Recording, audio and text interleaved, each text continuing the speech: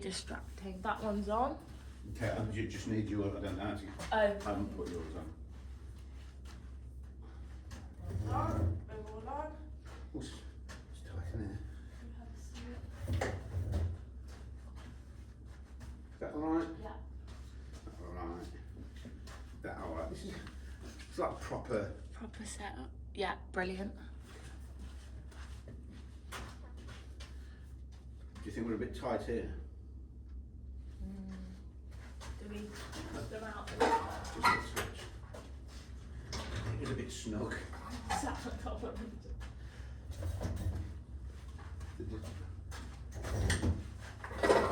check the cameras again. So. Don't think you'll be able to see that bed. We've got half of that bed. That's okay, because we're not We've got using half of that bed Key bit of that bed is. over there. Yeah, no. Start them again? No, we'll just keep it running. Okay. Keep it running, it'll be fine, because otherwise, that should work. Just check that one for me, so. That. Yeah, that looks good. And then there.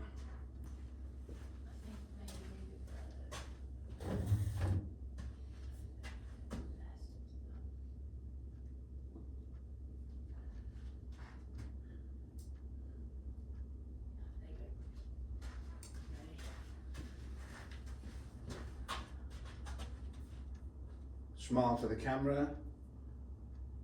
3, 2, 1.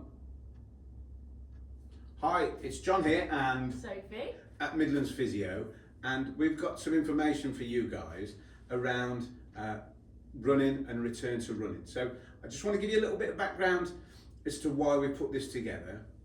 It's very simple really. We know that from being in private practice for over 20 years, that what tends to happen at the beginning of the year, people have fitness goals, which is brilliant. We like to help people with those fitness goals. But what happens is they start with a high motivation, and then what can happen, and does happen, and we see it in the clinic, is they tend to get injured over the next few weeks. And we see it year in, year out. So this like occurrence, Sophie and I have been talking about, and we've been talking about it for a long time really. And then because of that, Sophie has done quite a bit of research around the subject, and now we're in a position where we'd like to share a return to running program. And the idea of the return to running program is that actually you can get back to running and do it effectively with less risk of breaking down and having a problem, getting an injury. And so actually, you might say, well, it sounds counterintuitive for a physio not to want to get people injured. We don't want you injured. We want to keep you running. So that's why we put this together. Sophie's going to explain it to you. And this is a long form of the video. We've got lots of short videos which you can have a look at. But this is the long form video. It's probably going to be about 20 minutes, which I know some people find that a bit long, but just always remember you can use the speed controls, and if you play it at 1.25 or 1.5 of the normal pace, plainly that will get you through quicker, but you can still get the information across.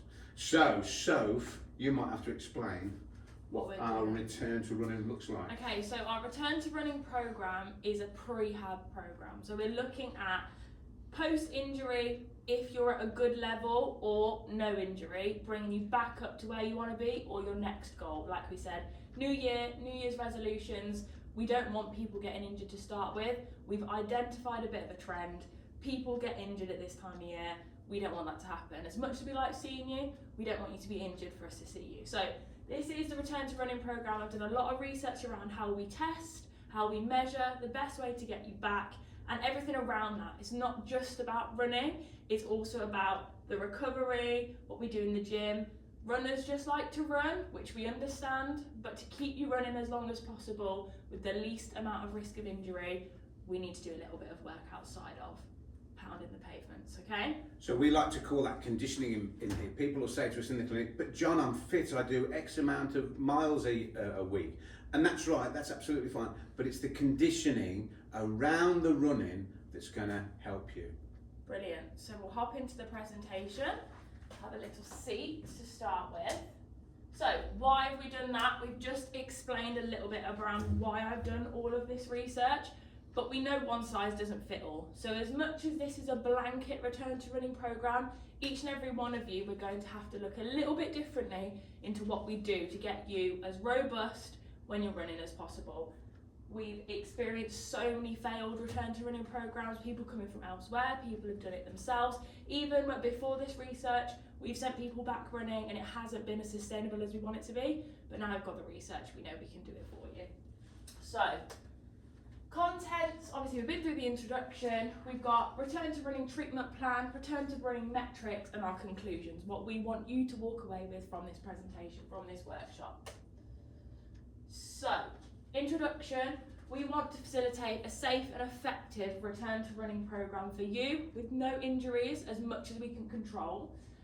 We want specific metrics, so we need to measure it. Sometimes we can find some of these programs and some of the things, even we've done in the past, a little bit subjective. We want numbers we can follow to say yes, no, you can run, you can't run, or you're in the best position possible to go for it. So that's a goal of this program. And of course, with the numbers, hopefully it's easier for you to understand as well. You say, right, this is where I am number X, and we'd like to get you to number Y, and this is how we're going to get there. So it hopefully makes it easier for you to understand.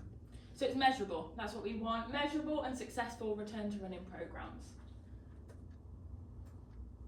So, before we actually look at a Couch to 5K or a 10K program, we need to look at what we do before, the outside of the running preparation.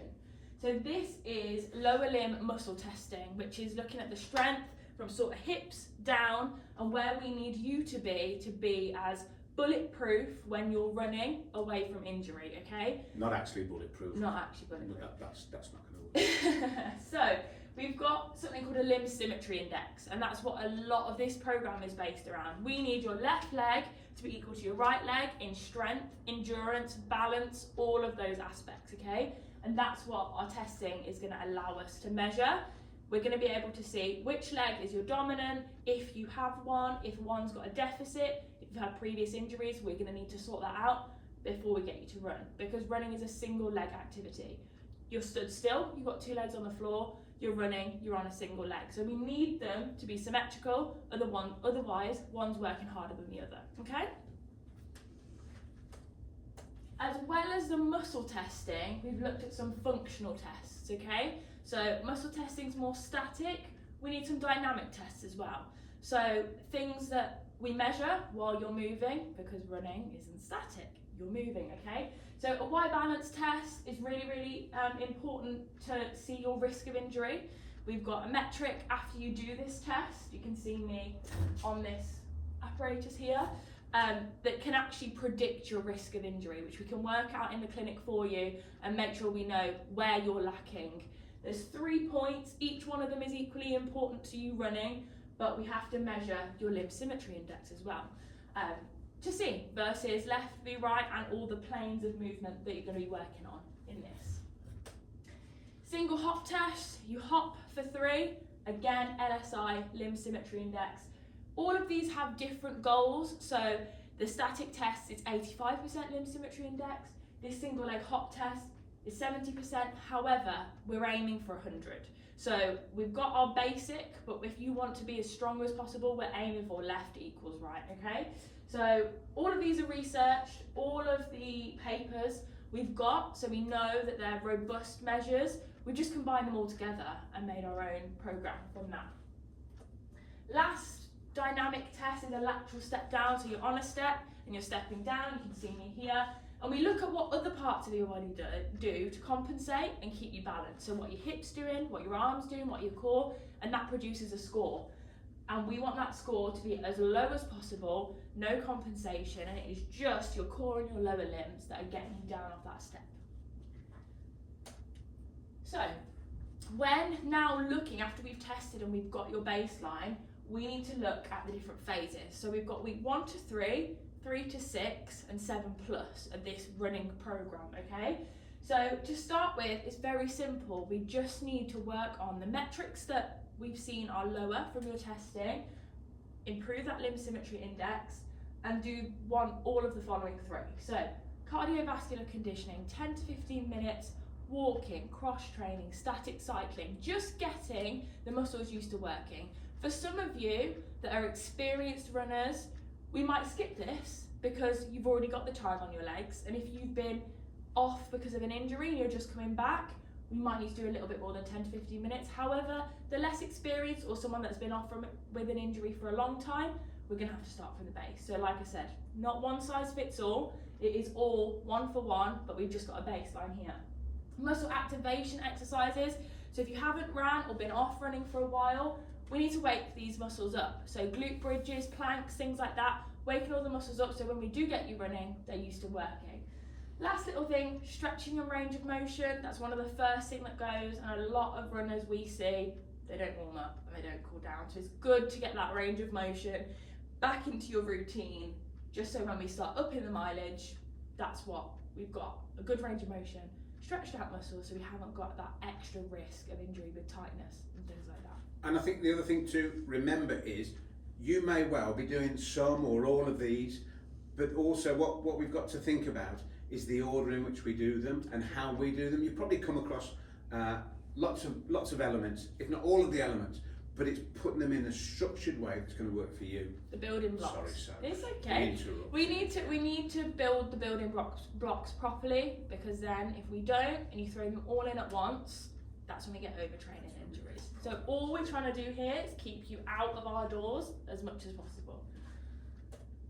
So here, I know you can't really see it on the video, but these are all the research papers and articles that I've found to develop those 3 points. So we can have a little look at those when you're in clinic and discuss if you're interested. If not, there's some links in below as well if you want to. I mean, you're more than welcome to read the research, but we've done it, Soph's done it. So hopefully you don't have to. Phase 2. So this is week 4 to 6. Here we're just stepping it up a little bit. It's more about strength building rather than the lower end of activation. So here we get you back into the gym if you're in the gym, or we can convert it to home exercises if that's what you've got available to you. Things like leg press, leg curls, calf raises. We're adding some weight in now. Obviously, person to person, John's going to be able to lift more than me, etc. We need to tailor it one versus the other. It's not going to be right, you need to lift this and the same, different people need to lift the same. It's got to be to your baseline. So we do a little bit of work around that. Cardiovascular conditioning kicks up a little bit more. We do brisk walking, we do cross trainer or swimming, increase the time and the speed. Just get your muscles used to working, waking up those muscle fibers that we need to work when we eventually get you back running. And last thing that's sometimes missed, most commonly missed, is the balance and proprioception. So when we get people coming in that have, say, rolled their ankle when they're running, or fell off a curb, or they're on a bit of uneven ground, we need to step in and help you get that balance and coordination back, and that's how we do it in this week 4 to 6. I think that's a really important point that Soph's made there, the balance and proprioception. We sometimes use that word in physio, in the physio clinic, but actually it is exactly that. It's the balance. It's when you're on that muddy path or running over those cobbles, it's your body's ability to deal with that. Because the injuries are almost more frustrating, aren't they? Because there's nothing to do with your power or your distance or anything like that. It's a funny, awkward injury, and hopefully that will help prevent that. In the future, absolutely. So, again, we've just got a page here with the research of why we do those things. Third and final phase is week 7+. So, this is where we look at getting you back on the road, back on the treadmill, back on the trail, wherever you like to run, and this is what we've got to do. So gradual return to running, we've got to up that cardiovascular routine to where you were, include interval training and varied terrain. So we've prepared you with the proprioception in the last stage, now we need to get you, let's say, off the treadmill, back onto the trail that you usually run in. Strength and power. We continue in the gym, and that's a big point for you runners. We want you to continue strengthening these muscles individually, not just running. And then plyometrics, so that's bouncy exercises. Running is bouncy, running is dynamic, so we need to mirror that in our training, not just on the roads.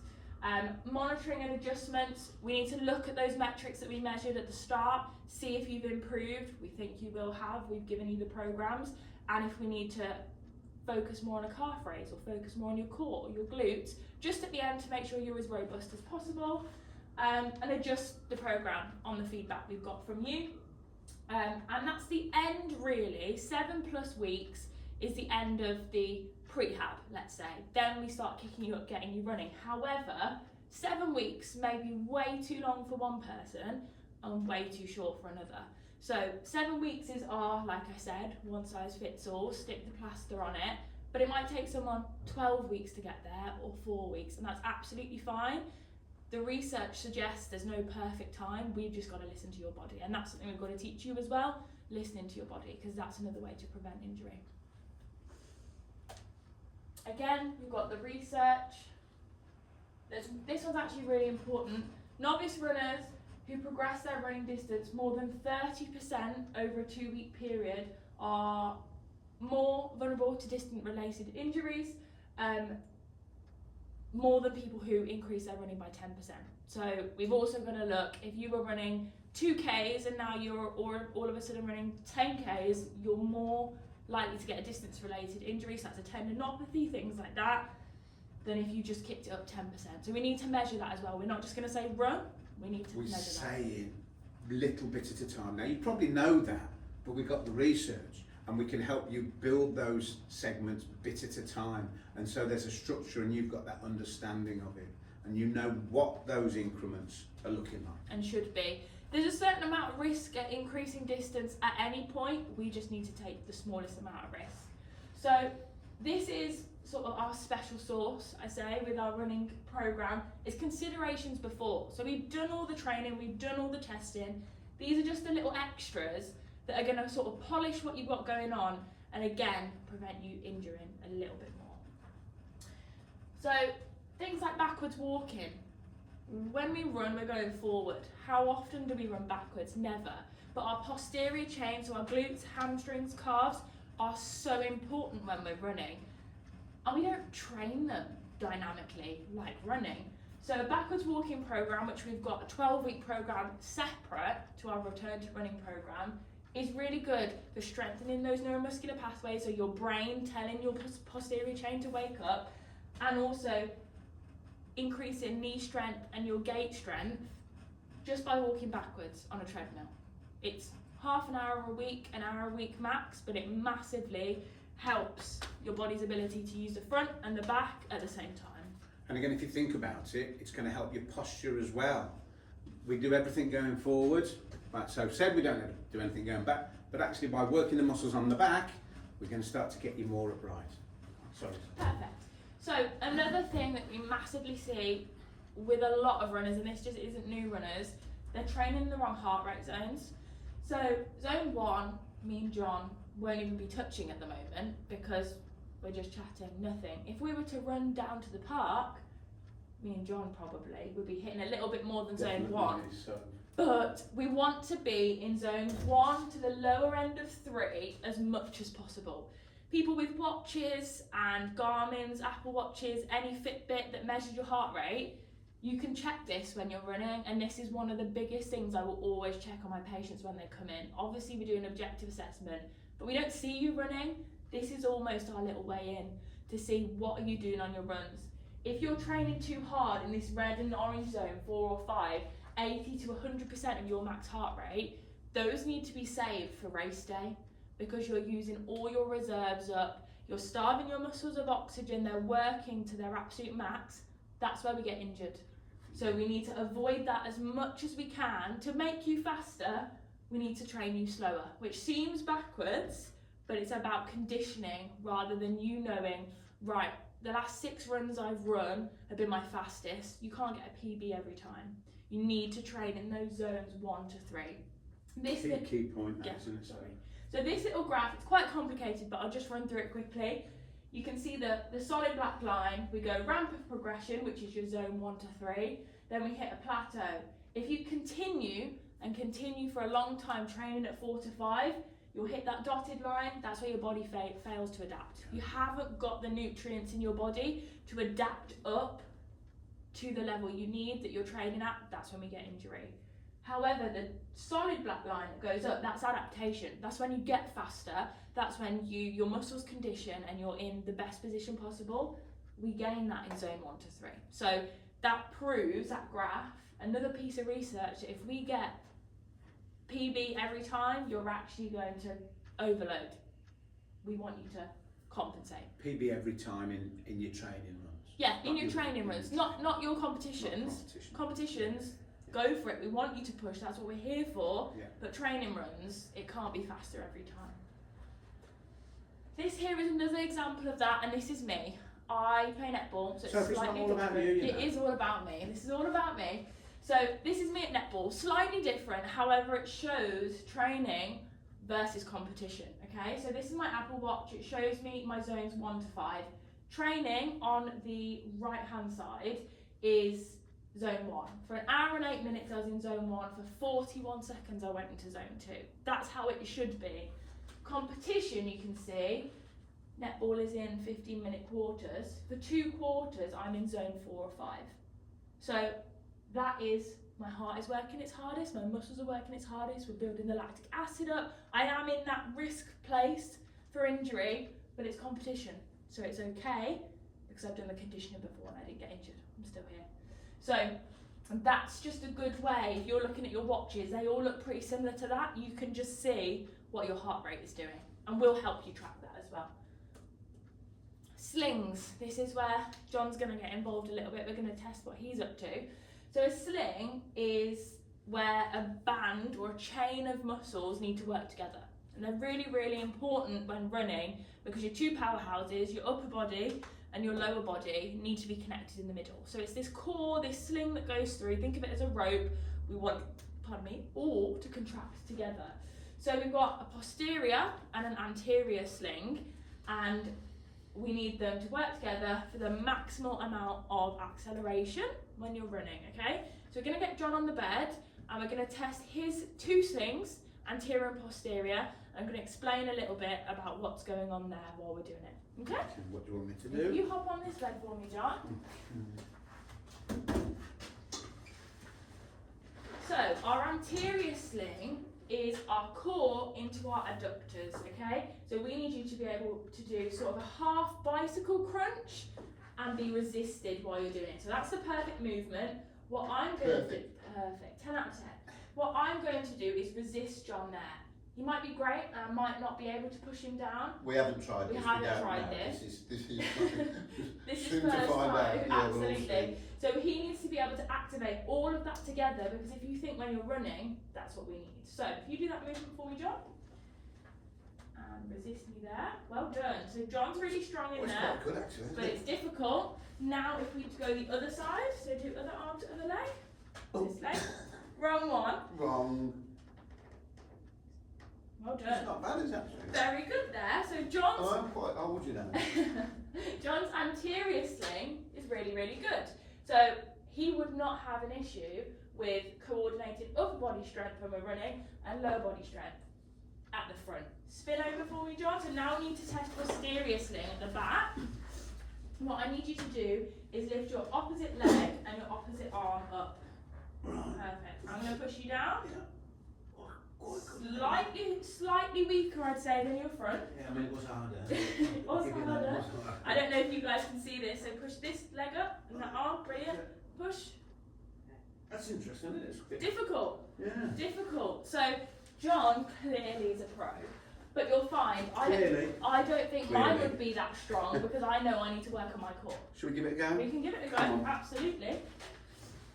We can give it a go. So, So opposite arm, opposite leg. push down. Oh, that's good stuff. Hard though. And then, that's it. Good resistance, I like it. Oh, that's so, yeah, It's good. difficult. It is difficult, but you've got good resistance. Probably don't want to suffocate. That's not the idea. So, where are we going? So we're going to push, push, push. That's good. You see, we've got some good resistance there. You can try this at home with your partner, just to see what your sling strength is like. It is difficult. It is hard. It is It's harder really than you might difficult. think. So we need to look at improving that if there's a deficit left v right, but it's really, really easy to improve. We've got gym workouts you can do and even home workouts that can improve slings. And it's all going to help you running. This is where we need to go back. We need to say almost after every sentence, it's all going to help you running. All help going to you improve running. your running. All going to improve your running. That's So- what we're after. Other little thing we've got is cadence. So sometimes people think wider strides is going to get them further quicker. However, that might be the case, but it's putting more force onto your joints, muscles, ligaments, tendons, because you're building up more force as you're coming down. Think of it as reducing going up into a higher gear on a bike. Your legs are going faster. Is it up a gear? Yeah. Changing gear. Changing gear on a bike. I haven't ridden a bike in a long time apparently. down a gear on a bike. So your legs are going faster, but you're travelling at the same speed. That's the idea. This is just a bullet point dump list of all the recovery things you should be doing when running. This is how we actively recover your body. So just resting, coming back, sitting on the sofa after a run is not what we need you to be doing. Not the best idea. We need you to be putting a little bit more work in, okay? So rest days, they need to be scheduled. They're not just when you can't be bothered to go for a run, maybe once every 4 weeks. They need to be scheduled, and you should be having at least one rest day a week. That's from the gym and running. That's bare minimum. Rest is a training session too. Absolutely. Little mantra I like to use. Absolutely. I bore people with. Sometimes they roll their eyes when I say that. But it really, really is. And then hydration. A lot of people need to talk about electrolytes. Just the amount of water they're drinking. Really important to allow that lactic acid to flush out. If you're doing so much training, we need to fuel the body properly. Same as nutrition. Balanced diet, lots of proteins, carbs as well. If you need the energy to go, carbs are going to do that for you. Sleep, huge, 7 to 9 hours. You might be getting up at 4 a.m. for a training run, but we need you to go to bed earlier because otherwise your body can't recover. Your body recovers the best when you're sleeping, so that's a training session as well, sleeping. Active recovery, so low intensity activities like yoga, Pilates, those are things we need you to be doing. Ice baths, I'm not so sure on those, but an ice pack, equally, if you've got a soreness or an ache or you know you've got a weakness in one area, just keeping the inflammation down, really important. Ice baths are a really personal thing, aren't they? I don't like getting in a cold ice bath. That's, you know, possibly one of those things that I'd do if I really, really needed to. If you like it and there's lots of research around it, go for it, give it a try, and that's the point. That's the absolute point. Stretching and foam rolling, stretching, that's my nag in the treatment room. Stretching, so important in injury prevention. Massages, we can obviously help you with that, but really important for keeping the muscles nice and loose. Listening to your body, like I mentioned earlier, it's massive. If you wake up, you've got such achy muscles because you've been doing so much training, you don't need to go for a run that day. You need to learn your body, that's the importance. Learn your body. Learn your body. Teach your body. Listen to your body. Learn to listen to your body. Learn to listen to Learn your body. to listen to your body. You got to learn to listen to your body. There we go. 2 brains, that took 2 brains.